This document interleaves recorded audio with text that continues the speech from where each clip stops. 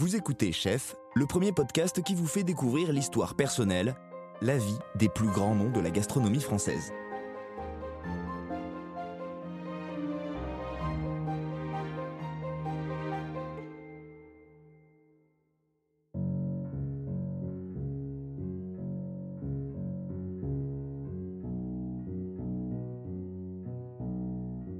Bonjour à toutes et à tous, ravi de vous retrouver pour un nouvel épisode de Chef consacré aujourd'hui à Akram Benallal. Ce chef, ça fait longtemps que je l'observe. Il y a une quinzaine d'années, c'était une figure de la nouvelle scène, une promesse dont le tout Paris parlait, puis, comme beaucoup, il a fait face à de nombreuses crises, s'est réinventé sur plusieurs adresses dans plusieurs pays et je voulais depuis longtemps justement connaître la mécanique du chef dont on ne prononce souvent que le prénom Akram. C'est le nom de son restaurant d'ailleurs, son prénom donc, qu'il avance modestement comme s'il invitait tout le monde à le considérer simplement. Si vous cherchez la signification d'Akram, vous tomberez sur noble et généreux. Et je vais vous laisser trancher par vous-même et voir à l'écoute de cet épisode si cela lui convient. Ce qui est sûr, c'est que vous allez découvrir l'histoire d'un homme qui très jeune a dû endosser une lourde responsabilité, qui très tôt a dû prendre une place dans sa famille tout en trouvant la sienne dans le monde professionnel. Et c'est la cuisine qui a permis à Akram Benallal de se déployer. Pour cet épisode, j'ai été assisté au montage et à la réalisation par Thomas Ladonne. Je m'appelle David Ordonneau, vous écoutez Chef, et je vous laisse maintenant partir du côté d'Oran, découvrir comment s'est dessinée une vocation. Je vous laisse entendre la place que peut avoir dans une vie une maman. Et puis tiens, petit spoiler, cet épisode il est intéressant car ce chef-là n'a pas peur d'être entrepreneur et vous verrez que dans les dernières années, il a beaucoup réfléchi à la manière dont il pouvait faire évoluer la pratique de son métier. Allez, il est temps maintenant de découvrir l'histoire d'Akram Benallal.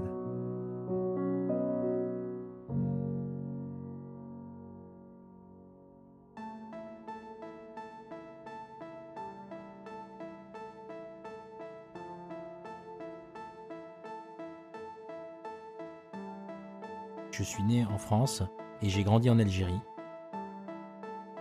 Quand j'étais tout petit, j'étais en Algérie et je suis arrivé en France en 94. Arrivé en France, pourquoi ? Parce que en fait, c'était l'époque du terrorisme de 86 à 94 et du coup c'était aussi pour fuir ce qui se passait, le climat qu'il y avait à cette époque-là. Au même moment, mon père en fait avait abandonné ma mère quand j'avais 11 ans. Du coup, j'ai dû arrêter l'école, j'ai dû commencer à travailler, mais sans jamais me plaindre, parce que je crois que c'est grâce à ça aussi, c'est ce qui m'a construit avec l'âge, avec le temps. Cette résilience absolue que j'ai eue depuis tout petit, qui me sert aujourd'hui beaucoup. Je parle de Akram d'avant et d'Akram maintenant, et au final, tout est lié. En fait, j'étais pas malheureux, j'ai eu une enfance, j'étais très heureux, j'avais mes amis, on jouait dehors, j'étais toujours dans les jupons de ma mère parce que la seule chose qu'elle avait comme moyen aussi de nous transmettre de l'amour, c'était par la cuisine. Donc j'ai toujours vu une femme très forte qui assumait ses responsabilités, qui n'a jamais fui ses responsabilités, qui faisait tout pour qu'on soit heureux. Alors elle le transmettait par la cuisine, par l'amour, par le bonheur. Malgré qu'on voyait, moi, ce qui m'avait le plus choqué, c'était quand j'étais petit, je voyais ma mère vendre ses habits, les meubles, je voyais la maison petit à petit tout disparaître. Parce qu'elle était seule pour vous ? Elle était seule, oui, ouais, avec ma sœur et mon frère.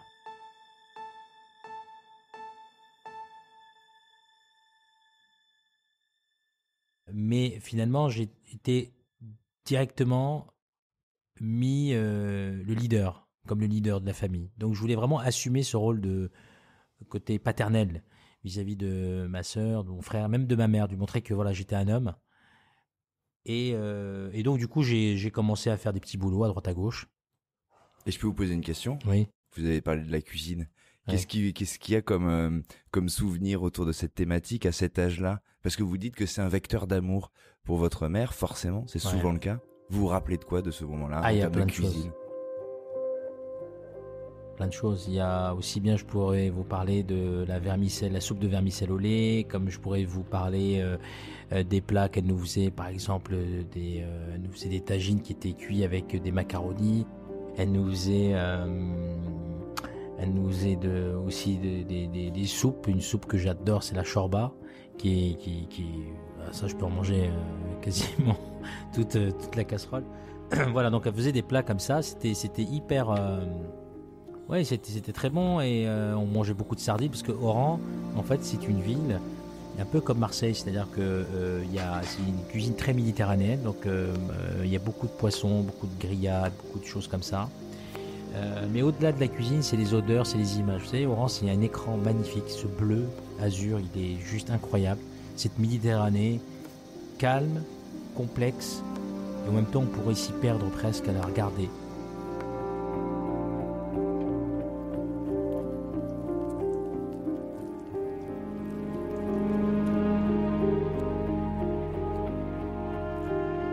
Et vous voyez Santa Cruz, l'odeur du jasmin, des orangers quand ça commence à être un peu l'été, les feuilles de figuier. Donc tout ça, ça fait partie intégrale de mes souvenirs. Parce que dès le départ, j'étais très sensible à l'odorat, à la cuisine de rue aussi. Par exemple, la karantika, qui est un plat mythique d'Oran, où j'allais souvent. Il y a un quartier là-bas, un quartier très populaire à Oran, où ils font justement cette karantika, elle est servie juste sur une demi-baguette. C'est un flan de pois chiche, flan qui sort chaud, un flan un peu liquide. On mettait ça au milieu de la baguette avec du sel, du cumin et un verre de citronnade. Voilà, c'était ce que je mangeais quasiment 2-3 fois par semaine, quoi. On adorait ça, quoi.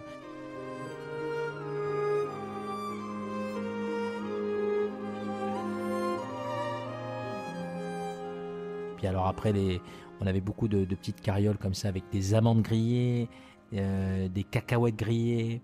Ça fait pas mal de saveurs, hein, tout ça. Ouais, beaucoup de saveurs, mais ce qui me sert aujourd'hui, parce que finalement, voilà, on garde toujours une trace de son enfance. Et c'est vrai que moi, la chance que j'ai eue, c'est que ma mère a toujours cuisiné pour nous. C'est-à-dire voilà, on rentrait le midi, on avait à manger, quoi. Et l'après-midi, par exemple, on allait acheter la mona. La mona, c'est cette fameuse brioche avec des zestes d'orange et de la fleur d'oranger. Ou sinon le sfenj. Le sfenj, c'est des beignets qui sont frits, très très bons, exceptionnels.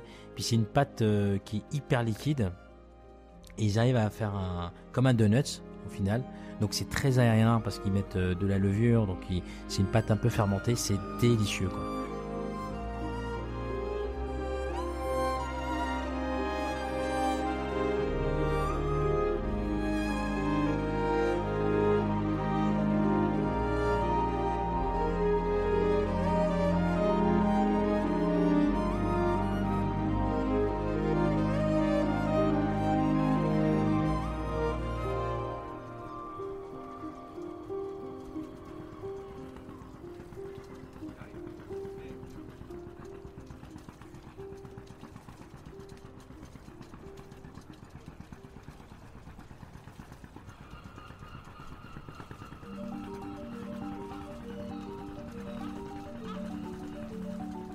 Vous allez avancer comment, vous, dans votre enfance? Vous vous projetez comment à ce moment-là?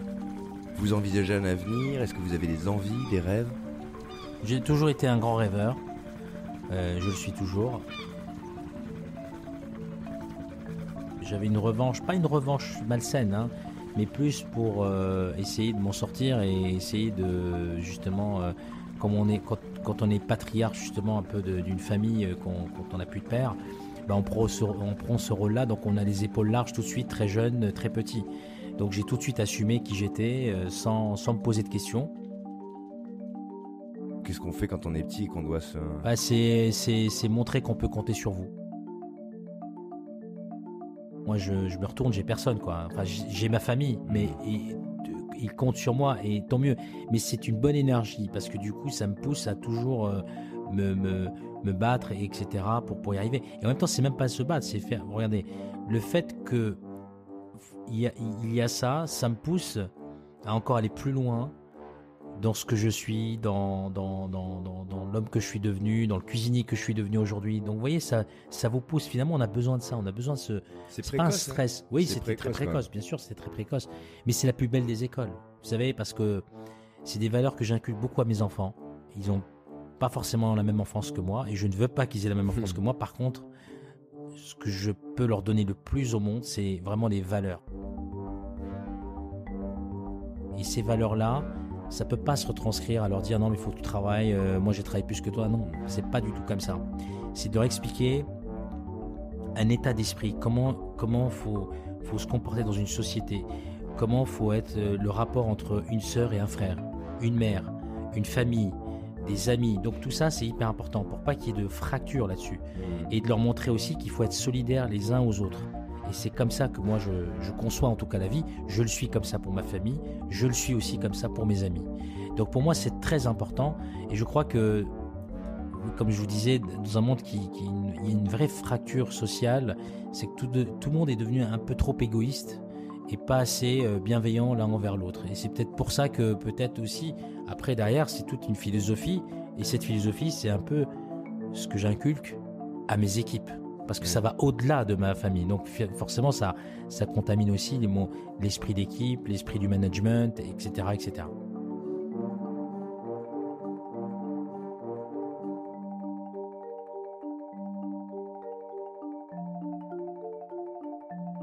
Cette période, elle va se transformer en quoi quand on arrive, quand on grandit un petit peu, l'adolescence, c'est aussi un âge où on doit faire des choix. Donc là, on arrive en France. Oui. C'est ça? On arrive en France, exactement. J'arrive exactement à Amboise. J'ai toujours su que je voulais être cuisinier, finalement. Parce que, en fait, ce que je vous expliquais, c'est que j'avais un rapport très fort avec ma mère. D'abord, j'étais toujours fasciné par ce qu'elle faisait, tout ce qu'elle touchait comme ingrédient, elle arrivait à le transformer. Et je sais pas, je trouvais nourrir les gens, c'était un acte d'amour sincère. Et c'était aussi à ma manière, comme j'aurais pu être un artiste, comme j'aurais pu être, je sais pas, peindre ou faire de la musique. Hein. C'est un peu la même chose. En réalité, c'est une question de sensibilité. Et j'avais une sensibilité extrême et je me suis dit, tiens, je vais faire cuisinier. Ma mère me parlait toujours des grands chefs. Et quand je suis arrivé en France, à Amboise, on me dit, ouais, tu peux aller au lycée hôtelier de Tours. Bon, moi, j'arrive et on me prend pas parce qu'en fait, j'avais pas de bulletin scolaire. Et donc je dis comment je peux faire pour avoir un diplôme quoi. Pour moi j'étais focus diplôme. Ils me disent la seule manière que tu as à faire c'est de faire un apprentissage. Mais pour avoir un apprentissage il faut que tu aies un patron avant. Du coup j'ai commencé à regarder et je tombe à Monet sur un restaurant. C'était un routier sur la Nationale 10. Je rentre dans le routier et je me présente et il décide de me dire ok d'accord tu commences lundi et je sors de là. Attendez, à quel âge? Et ben là j'avais 14 ans, c'était un pré-apprentissage. C'est un vrai truc d'aller à 14 ans, taper à la porte. Oui, mais c'était comme, mais bon, mais c'était pas, en fait finalement non, parce que j'étais déjà, comme je vous l'expliquais, j'ai tout de suite été adulte quoi. Et finalement ça m'a permis aussi de d'assumer toutes ces choses là. Mais la différence, elle se sent dès là. Parce que c'est pas facile à 14 ans d'aller, de prendre l'information, de se dire après qu'il faut aller chercher, qu'il faut taper à la porte et bonjour. Bien sûr, mais ça c'était avec ma mère aussi qui était vachement avec moi et elle m'accompagnait à chaque fois. Je sors du rendez-vous, donc c'est parce que c'est elle qui m'a accompagné. Et là elle me regarde, elle m'a laissé partir tout seul. Ce qu'elle faisait c'est qu'elle m'attendait dans le parking et c'était moi qui faisais l'entretien. Vous voyez, c'était pas genre elle venait avec moi et elle me présentait. Non, elle me laissait aller à l'entretien tout seul. Voilà.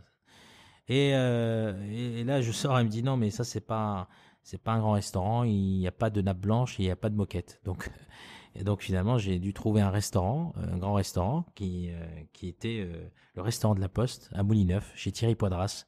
Et c'est là que j'ai commencé mon apprentissage. Voilà. Alors cet apprentissage, il a été très essentiel à ma vie, parce que c'était mes débuts. Les débuts, on a plein de doutes parce qu'on ne sait pas et parce que c'est un métier, je dirais pas dur. Souvent, on le qualifie de métier qui est dur. J'aime pas quand on dit c'est un métier dur. Non, c'est pas un métier dur, c'est un métier de passion. On dit oui, mais vous travaillez beaucoup, mais pas du tout. Moi, j'ai toujours trouvé une passion dans ce métier. Vous travaillez beaucoup, c'est un fait quand même. Oui, mais le mot travailler. En fait, c'est pas travailler. Quand on a une passion, c'est pas un travail. Finalement, on se réveille tous les matins, on est heureux de faire ce qu'on fait. Et à cette époque-là, j'avais démarré dans ce restaurant et ce chef vraiment a été un point clé dans toute ma carrière après. Parce qu'au bout de 3 mois, j'ai décidé de ne pas y aller. Je sais pas pourquoi, j'ai eu un petit... un petit coup de down, quoi. Et je me suis dit, j'ai pas envie d'y aller. Je me sentais plus capable de rêver ce que j'avais pensé dans ma tête. C'est-à-dire, je me suis dit, je vais pas y arriver.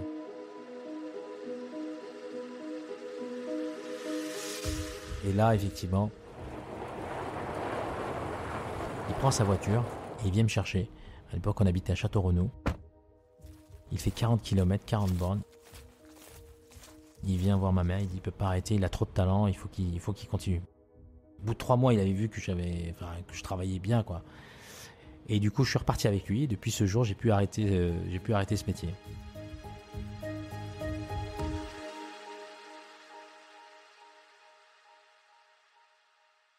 Qu'est-ce que vous vous êtes dit quand vous êtes rentré? Parce que là, pour le coup, vous rentrez tout de suite dans une sphère, c'est le principe, professionnel. Oui. Avec des professionnels, des techniques, une hiérarchie, des codes que vous ne maîtrisez pas. Vous vous dites quoi au début? Justement, peut-être avant que ce petit coup de down arrive. Qu'est-ce que vous observez? Les débuts ne m'ont pas fait peur, je vais vous expliquer pourquoi. Parce que j'ai toujours fait plus que les autres. C'est comme ça, c'est dans ma nature de toute façon, ni par rapport aux origines ni quoi que ce soit, je suis conditionné comme ça. C'est-à-dire que moi, ce que j'aime, c'est toujours pousser. Donc, quand, par exemple, en cuisine, on démarrait tous à 9h. Moi, j'arrivais à 7h. Je réceptionnais la marchandise, quitte à faire sonner l'alarme, d'accord, que j'éteignais après, je faisais toute la mise en place. C'est-à-dire que le matin, ce que je voulais, c'était que le chef n'ait aucun reproche à me dire. Il me disait, est-ce que tu as fait les carottes tournées? Avant, on faisait les carottes tournées, les navets tournés, on préparait le poisson aussi, etc. Et du coup, moi, ce que je faisais, c'est que le matin, ça me permettait aussi de préparer le poisson. Et il était très étonné d'arriver le matin. Et il dit, non, mais ça s'est fait. Il a dit, mais c'est incroyable. C'est-à-dire, j'anticipais. J'avais mon carnet, je notais tout. J'avais le répertoire d'Escoffier. Et la chose que je lui avais demandé à l'époque, c'était si je pouvais rester l'après-midi en plus. Et il m'avait répondu pourquoi faire. Et je lui ai dit, écoutez, je voudrais utiliser quelques ingrédients et je voudrais m'entraîner à faire du chocolat, des pâtes sucrées, des pâtes feuilletées, des pâtes brisées. Le monde de la pâtisserie me plaisait énormément. Du coup, alors il m'avait pas dit non, il m'a dit vas-y, il n'y a pas de problème. Donc ce que je faisais, c'est que je faisais le service jusqu'à 15h. Ensuite, de 15h à 18h, je restais et je m'entraînais en pâtisserie. Voilà, et je finissais, il était minuit, je montais dans la chambre au-dessus et je redescendais en bas. Et quand c'était le week-end, je partais le dimanche soir, je partais à Tours. Le lundi, j'allais au CFA, au centre d'apprentissage.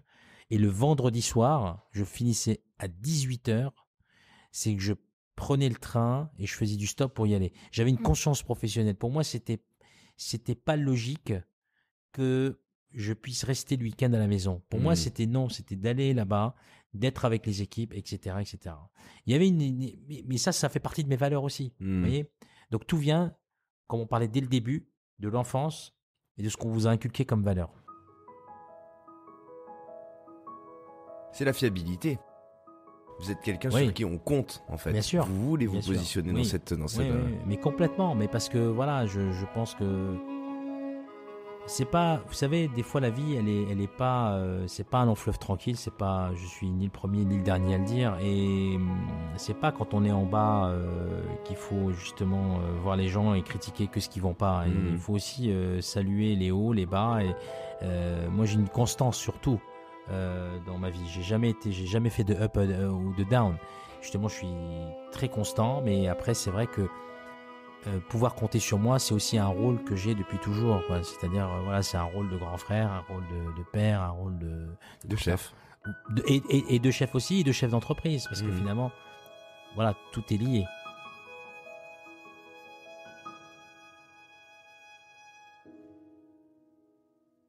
Et par la suite, je décide de faire une mention complémentaire en pâtisserie. Ça me plaisait la pâtisserie. Je me suis dit, bon ok, j'ai eu mon CAP de cuisine avec mention, etc. Et là, je fais une demande à La Roche-le-Roi. C'était mon premier restaurant étoilé. Et là, j'ai senti le niveau, quoi. Je suis arrivé, je me rappellerai toujours. Le chef s'appelait Alain Couturier. Et c'était un restaurant qui avait une étoile Michelin à Saint-Avertin à Tours. La cuisine était impeccable, tout le monde c'était une grosse brigade. Nous, au restaurant de la Poste qui était à Moulineuf, on était 4, donc c'était très petit. Et là, j'arrive, il y a 2 en pâtisserie, ils sont quasiment 10 en cuisine, je crois, avec des apprentis. Et là, tout le monde avec des toques, oui chef. Là, on rentre vraiment on se dit, ouais, là, c'est autre chose, quoi, avec les cloches et tout. J'étais émerveillé, je regardais le truc, j'étais « Oh, c'est quoi ça ?» C'était dingue, quoi. Et là, du coup, je fais mon pré-apprentissage dans cette belle maison pendant 1 an. Mention complémentaire en pâtisserie avec Bruno Dubois qui était le chef pâtissier, un grand talent qui m'a beaucoup appris comment maîtriser la matière, du pain, du chocolat, des soufflés, parce qu'on faisait un soufflé au Grand Marnier, c'était quand on loupait un, le chef le faisait savoir, hein, parce que là il fallait attendre encore 10 minutes que le client et tout. Donc il y avait cette espèce de rigueur incroyable que j'ai adoré, mais vraiment adoré. C'est cette discipline, c'est là on est comme si on était en Formule 1, quoi. C'est-à-dire que tout est millimétré, détaillé, parce qu'on veut que le service se passe bien, qu'il y ait vraiment que ça roule, quoi, que ça soit huilé.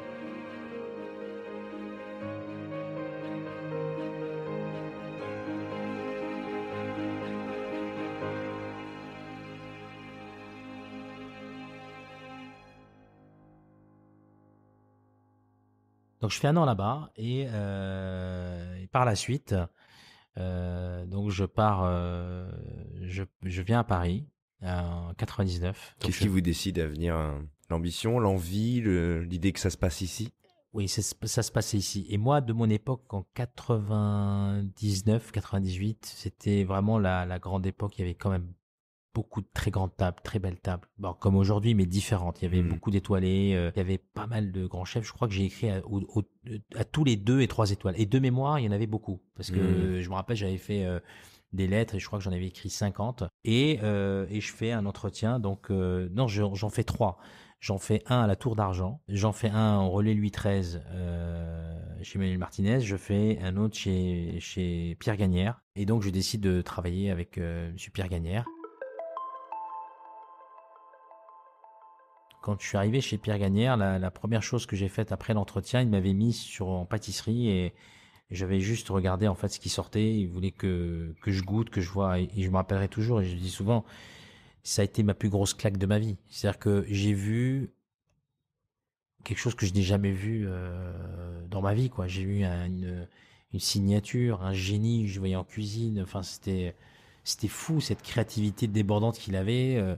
Ça m'a fait vraiment un déclic, quoi. C'est dur à décrire ça, parce que ça passe par quoi? Qu'est-ce que vous voyez à ce moment-là? Qu'est-ce que vous vous rappelez? C'est quoi? À mon âge, j'avais 19 ans, donc en fait, ça m'avait bousculé.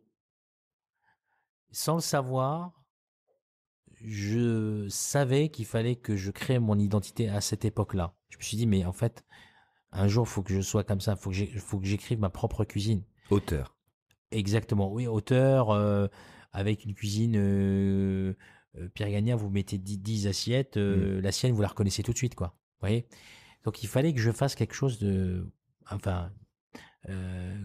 je devienne un peu dans ce style-là. Donc, mais c'est normal, à 19 ans, on se cherche. Et là, ça m'avait vraiment bousculé. C'est comme une maison de haute couture. On est face à une cuisine qui est totalement différente et le mot instinct prend tout son sens. C'est-à-dire qu'il y a une telle créativité débordante qu'en réalité, et moi j'ai toujours dit, c'est ce qu'on cherche d'un cuisinier, c'est cette prise de risque constante. Ce n'est pas cette des fois, bon, c'est vrai qu'on essaye de dire oh non mais on prend pas de risque, c'est comme ça. Et cette prise de risque, moi c'est ça que j'aime. Et tout de suite, ça avait fait un déclic, quoi. Donc, et ça m'a beaucoup servi après.